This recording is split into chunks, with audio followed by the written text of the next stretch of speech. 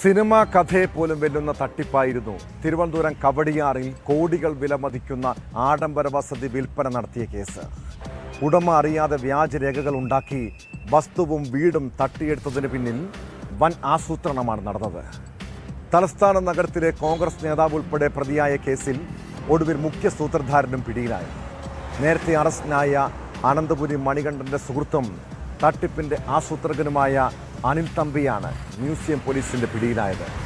സമാനമായ മറ്റെന്തെങ്കിലും ഇടപാടുകൾ അനിൽ നടത്തിയിട്ടുണ്ടോ എന്നും അന്വേഷണ സംഘം പരിശോധിക്കുന്നുണ്ട്.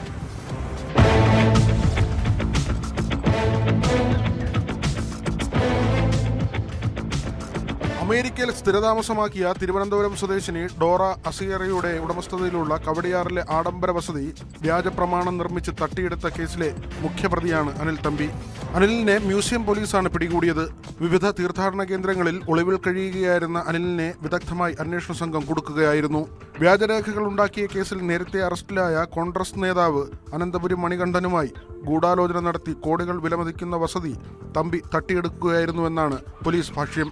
2013 മുതൽ ജവഹർ നഗറിലെ ഡോറയുടെ വസതി കൈവശപ്പെടുത്തണമെന്നാഗ്രഹമുള്ള അനിൽ തമ്പി പലവട്ടം വസ്തു വിൽക്കുന്നതിനെക്കുറിച്ച് ആവശ്യപ്പെട്ടിട്ടും വസ്തുവിന്റെ ഉടമ വിൽക്കാൻ തയ്യാറാകാത്തതിനെ തുടർന്ന് ഏത് വിധേനയും വസ്തു കൈക്കലാക്കണമെന്ന ഉദ്ദേശത്തോടെ സുഹൃത്തായ മണികണ്ഠനെ സമീപിക്കുകയായിരുന്നു. ഈ സമയം സാമ്പത്തികമായി പ്രതിസന്ധി നേരിട്ടിരുന്ന മണികണ്ഠൻ അപ്രതീക്ഷിതമായി ലഭിച്ച കച്ചിത്തുരുമ്പായി ഇടപാടിനെ കാണുകയും തുടർന്ന് അനിൽ തമ്പിയിൽ നിന്ന് 40 ലക്ഷം രൂപ അഡ്വാൻസായി കൈപ്പറ്റുകയുമായിരുന്നു. അനിലിന്റെ ഭാര്യാപിതാവും കേസിലെ പ്രതിയുമായ ചന്ദ്രസേനന് വ്യാജരേഖകൾ ചമച്ച് കോടികൾ വിലമതിക്കുന്ന വസ്തു വിലയാധാരമായി എഴുതി നൽകാൻ തിരക്കഥ തയ്യാറാക്കിയിരുന്നു. രജിസ്ട്രേഷൻ കഴിഞ്ഞ ഉടനെ അനിൽ തമ്പി 1,60 ലക്ഷം രൂപ മണികണ്ഠന്റെ വിവിധ അക്കൗണ്ടുകളിലേക്ക് കൈമാറിയതിന്റെ തെളിവുകൾ മ്യൂസിയം പോലീസിന് ലഭിച്ചു. ചന്ദ്രസേനൻ അനിൽ തമ്പിയുടെ ബിനാമിയായി പ്രവർത്തിക്കുകയായിരുന്നുവെന്നാണ് അന്വേഷണ സംഘം കണ്ടെത്തിയിരിക്കുന്നത്. സമാനമായ മറ്റെന്തെങ്കിലും ഇടപാടുകൾ അനിൽ നടത്തിയിട്ടുണ്ടോ എന്ന് കണ്ടെത്താൻ അന്വേഷണം തുടരുകയാണ്.